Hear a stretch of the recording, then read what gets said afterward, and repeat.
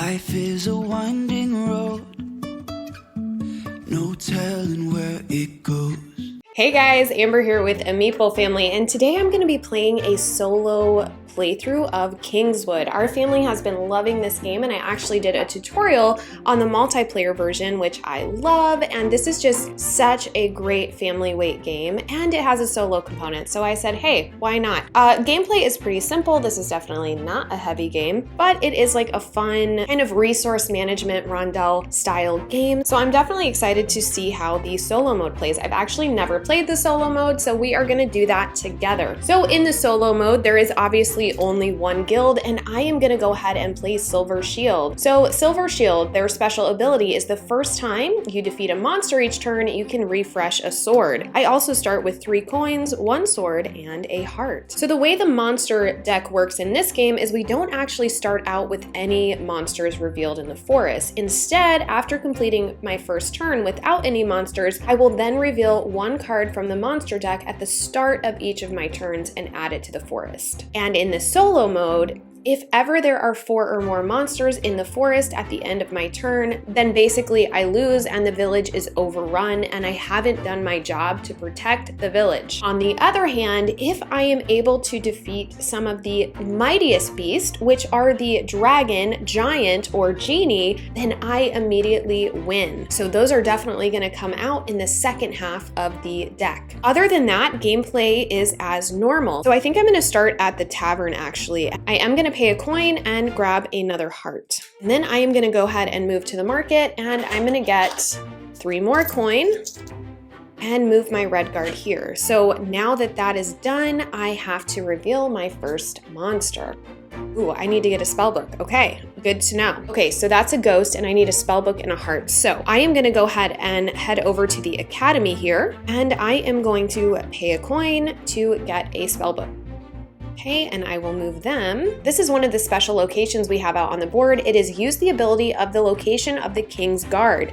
So the King's Guard is at the tavern, which says I can pay 1 coin. I can either refresh my hearts, which I haven't used, or get a heart. So I'm gonna do that, and I am gonna get a heart. Okay, I'm gonna need to move my King's Guard to the academy, which is where I started, and now I need to reveal another monster. Well, I really could use another spell book, but unfortunately the red guard is blocking that. So I think what I'm gonna do is go ahead and gain coin, because coin are always useful in this game. Okay, so I'll get 3 more coin from using the market adventurer, and I'm gonna head over to the forest because I need to deal with some of these monsters. I'm just gonna move the red guard to my starting location so I don't forget. Now, I think I'm gonna go ahead and actually do the ghost. So I will exhaust 1 book and 1 heart, and that is gonna go in my defeated monster pile. And that is the end of my turn because I have no more spell books left. So to start my next turn, I always refresh and add a monster. I'm gonna use my witch's hut again. So that means I can use whatever location the red guard is on, and that is gonna get me 3 more coins. I am rolling in the money. And the reason I want to do that actually is so that I can get another spell book. So I'm going to pay a coin and get a spell book from the academy. So the red guard is now going to block off the witch's hut, and we are going to have to add another monster. Well, I think I'm going to have to start out at the forest. So I can fight any number of monsters. So I'm going to start with a coin and a spell book. There is a special bonus on this one that lets me refresh 1 heart. So I can go ahead and put that in my completed monsters. Now I can definitely take on that toll troll by paying 3 coins. And this one just has an endgame bonus, so I will put that in my defeated monsters. And lastly, I can definitely handle this goblin gang. That is a sword and a heart, and they are done. Now, my special ability says that the first time you defeat a monster each turn, you may refresh a sword. Well, unfortunately, the way I read that is I should have already had a sword used, and I didn't, so I'm gonna leave that face down, but then the next time I defeat a monster, I can refresh that sword. So I still can move, and I'm going to actually go gain more money. Since I started off in the forest, that is where the red guard is going to move. So to start my next turn, we will add another monster. I think what I'm gonna do is actually go to the academy. I'm gonna pay a coin and I'm gonna go ahead and just get another spell book. And then I'm just gonna head over to the tavern and I'm gonna pay a coin there as well and get a heart.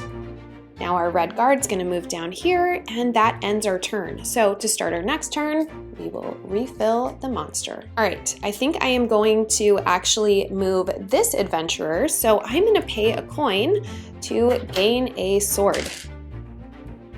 And then I'm gonna move into the forest. Now I don't wanna forget, so I'm gonna move my red guard here, but now I can defeat any amount of monsters that I am able. So I'm gonna start with a coin and exhaust my spell book to get this one here, which allows me to refresh a heart. Now, because the first time you defeat a monster each turn, you may refresh a sword. So I'm gonna refresh one of my swords, and then I'm gonna deal with this monster here. So I need to use a sword and pay a coin. And this one actually lets me reveal and add an extra monster to the forest.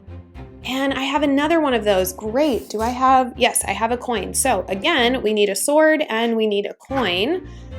And hopefully this is something I can tackle. Oh, it is something I can tackle, so I am gonna tackle it.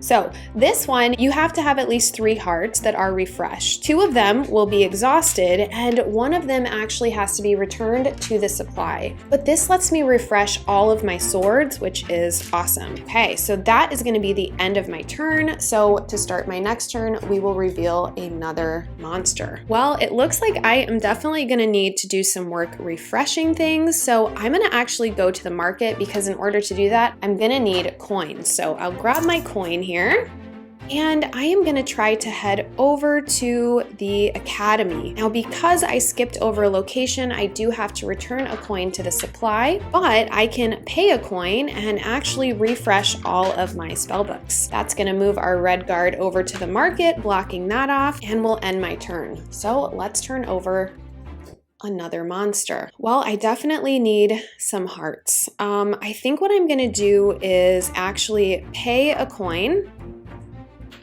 and I'm gonna actually do this again and get another spell book and move over to the witch's hut, which lets me copy wherever the red guard is, which gets me 3 more coin, which I desperately need.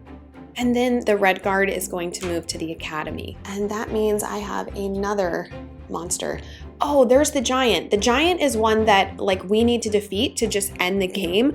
Oh, so I need to get another sword. How am I gonna do this? So ideally it would be great if I could refresh my hearts and get to the forest, but there's already an adventurer there and I'm not sure I'm gonna be able to clear any of those because they all need hearts. I'm just gonna have to do this. So I'm gonna pay a coin and refresh all of my hearts and then go here and gain 3 coin. And the red guard will move here. So technically that would be the end of my turn, and then we would reveal another monster. Now there are 4 monsters there, but the way I'm understanding it is I have to clear off one of those before the end of this turn in order to not lose, which I should be able to do now that I've refreshed my heart. So let's start with the forest, and I am going to, I can't get that giant, which absolutely stinks. I think I'm just gonna stick with the small dragon. So that's, or you know what? I don't know that I wanna use a sword. Oh, but the first time I use a sword, it refreshes. Okay, I'm gonna do that. I'm gonna do a sword, a book, and a heart. And that is going to let me get a coin. So I'll always take a coin. And also because that's the first monster, I can refresh 1 sword. That's my guy's special ability. So that is out of the way. Oh, geez, let's see. I might as well, while I'm there, I am going to do the 2 books and 2 hearts and get rid of this wraith.